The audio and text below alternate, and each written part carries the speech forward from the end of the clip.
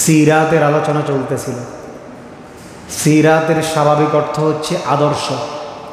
নবীজি সাল্লাল্লাহু আলাইহি ওয়াসাল্লামের সিরাত সম্পর্কে আলোচনা তথা নবীজি সাল্লাল্লাহু আলাইহি ওয়াসাল্লামের আদর্শ কী ছিল এবং আমাদের জন্য কেমন আদর্শ হওয়া উচিত এবং এর ফলাফল কী, এ বিষয়ে আলোচনা করতেছিলাম।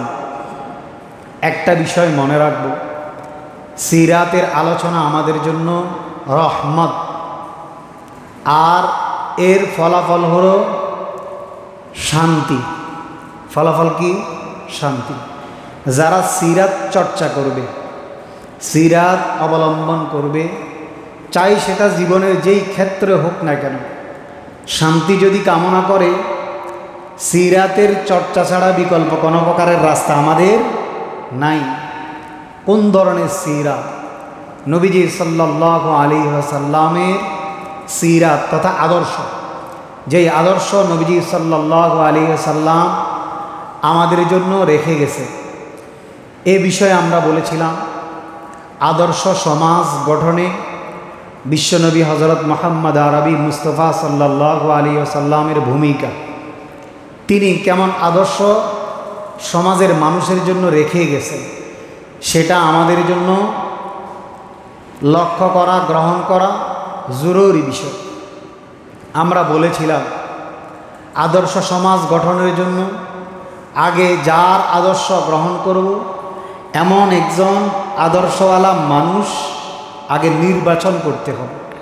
কার আদর্শে আমরা আমাদের পরিবার গঠন করব, ব্যক্তি গঠন করব, আমাদের পরিবারের সদস্যদেরকে পরিচালিত করব, সমাজকে পরিচালিত করব, এমন ব্যক্তি আগে তালাশ করতে হবে, নির্ণয় করতে হবে। নবীজি সাল্লাল্লাহু আলাইহি ওয়াসাল্লাম বলেন, আন আবি হুরায়রা রাদিয়াল্লাহু তাআলা আনহু قال رسول الله صلى الله عليه وسلم أكمل المؤمنين إيمانا أحسنهم خلقا। নবীজি সাল্লাল্লাহু আলাইহি ওয়াসাল্লাম বলেন, আমার উম্মতেরা, আকমালুল মুমিনিনা ঈমান, তোমাদের মধ্যে সবচেয়ে বেশি ঈমানদার সে ব্যক্তি আহসানুহুম খুলুকা, যার চরিত্র সবচেয়ে উন্নত। সুতরাং যার চরিত্র সবচেয়ে উন্নত সে হবে পরিপূর্ণ ঈমানদার। যার চরিত্র যেই স্তরের সেও ঈমানের সেই স্তরের।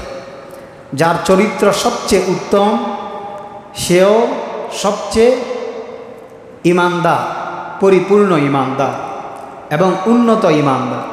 এজন্য আখলাক সুন্দর করা, চরিত্র সুন্দর করা। আজকে আমাদের সমাজ ব্যবস্থার কথা বলতেছিলাম। সমাজের মানুষ, যুবকরা আইডল মনে করে, আখলাক, চরিত্রের এবং নিজেদের রোল মডেল মনে করে বিভিন্ন ক্ষেত্রে বিভিন্ন জনকে। যেমন খেলাধুলায় ফুটবল খেলা যদি হয়, নেইমার, মেসি, এদের আদর্শকে খুব গ্রহণ করে, এদের মতো হতে চায়। যুব সমাজরা ওরা মনে করে যে মনে হয় এটার মধ্যেই মনে হয় শান্তি।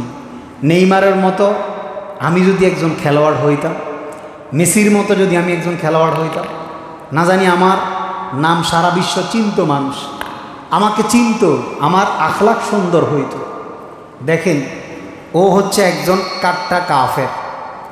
নেইমার, মেসিরা হচ্ছে একজন কি? কাট্টা কাফের, যারা মরলে বিনা হিসাবে জাহান্নাম। কিন্তু যুব সমাজরা তাদেরকে আইডল মানে। ক্রিকেট খেলা, মাশরাফি, আরও কি সাকিবুল হাসান সহ আরও যারা খেলোয়াড়রা আছে আর কি, এই খেলোয়াড়দেরকে নিজের আইডল মনে করে এর মতো যদি একজন খেলোয়াড় হতে পারতাম তাহলে মনে হয় জীবনটা কি হয়ে যেত, খুব সুন্দর হয়ে যেত, শান্তিময় জীবন হইতো, টাকার উপরে শুয়ে থাকতাম, এমন জীবন হইতো। দেখেন, শান্তির জন্য কিন্তু যে জিনিসটা আমাদের অর্জন করা দরকার, যে সিরাত আমাদের অর্জন করা দরকার, সেটা হচ্ছে নবীর সিরাত। আদর্শ হচ্ছে নবীর আদর্শ। ওই আদর্শকে বাদ দিয়া অন্যান্য যত বস্তুর মধ্যে আমরা শান্তি খুঁজবো, শান্তি কিন্তু আমাদের আসবে না। মহিলারা মোবাইলে দেখা নাটক, সিরিয়াল ইত্যাদির মধ্যে দেখা সেলিব্রিটি মানুষদেরকে দেখলে মনে করে এর মতো হতে পারলে মনে হয় জীবনটা সুন্দর, এর মতো হতে পারলে মনে হয় জীবনটা শান্তিময়। এরকমভাবে সমাজের প্রত্যেকটা ক্ষেত্রের মানুষগুলাকে দেখে। একজন ব্যবসায়ী সে মনে করে ওই যে চোরা কারবারিতে জড়িত, ওই যে ব্যবসার মধ্যে 2 নম্বরে জড়িত, রাতারাতি আঙ্গুল ফুলে কলা গাছ খাওয়া ব্যবসায়ীর মতো যদি আমি একজন ব্যবসায়ী হতে পারতাম, মনে হয় আমার জীবনটা কি সুন্দর। প্রত্যেকটা ক্ষেত্র আমাদের এমন, যদি আমরা একটু চিন্তা করি আর বিবেচনা করি, আমাদের ক্ষেত্রগুলোতে আমাদের চুল বলেন, আমাদের নখ কাটা বলেন, প্রত্যেকটা ক্ষেত্রের মধ্যে আমরা আজকে বিনদেশীদেরকে আমরা আমাদের আদর্শ মনে করতেছি। চুল যখন কাটতে যায় সেলুনের মধ্যে বিভিন্ন ছবি লাগাইয়া দিছে, তুমি কার মতো চুল কাটবা? নেইমারের মতো? তোমাকে সেভাবেই চুল কেটে দেওয়া হবে। তুমি কার মতো চুল কাটবা? মেসির মতো? তুমি কার মতো চুল কাটবা? ওই যে পাশ্চাত্যের বিকৃত মনুষ্যত্বের অধিকারী মানুষদের মতো? আসো তোমার চুলটা সেভাবেই কেটে দিই। অথচ চুলের মধ্যেও আমার নবীর সিরাত আছে। নবীজি সাল্লাল্লাহু আলাইহি সাল্লাম চুল 3 ভাবে রাখতেন। হাদিসের মধ্যে আছে জুম্মা, লিম্মা, ওয়াফরা, কান, কাঁধ, গলা পর্যন্ত ওনার চুল, যেটাকে আমরা বাবরি চুলও বলি। বাবরি চুল রাখলে জঙ্গি বলে, জঙ্গি। বাবরি চুল রাখলে মানুষ 8 চোখে তাকায়, এ কোন গ্রহের মানুষ আবার। অথচ নবীজি সাল্লাল্লাহু আলাইহি সাল্লামের সুন্নতের মধ্যে তিনার জীবনের চুল 3 ভাবে রাখতেন, জুম্মা, লিম্মা, ওয়াফরা। কান পর্যন্ত, কাঁধ, গলা পর্যন্ত আর কাঁধ পর্যন্ত, এই 3 ভাবে চুল রাখতেন। সেখানেও নবীর কি আছে? আদর্শ আছে। আমরা ওই আদর্শ আজকে কি করছি? ভুলে গেছি। শুধু হজের মধ্যে নবী সাল্লাল্লাহু আলাইহি সাল্লাম মাথা কি করতেন? মুন্ডন করতেন। এই ছাড়া তিনি মাথা কি করতেন না? মুন্ডন করতেন না। হজের মধ্যে নবীজি সাল্লাল্লাহু আলাইহি সাল্লাম মাথা মুন্ডন, খায়ের চুল এক বরাবর রাখা। তো নবীজি সাল্লাল্লাহু আলাইহি সাল্লামের চুলের মধ্যেও আমাদের জন্য সিরাত আছে, আদর্শ আছে। আমি জামা কী ধরনের পোশাক পরিধান করব?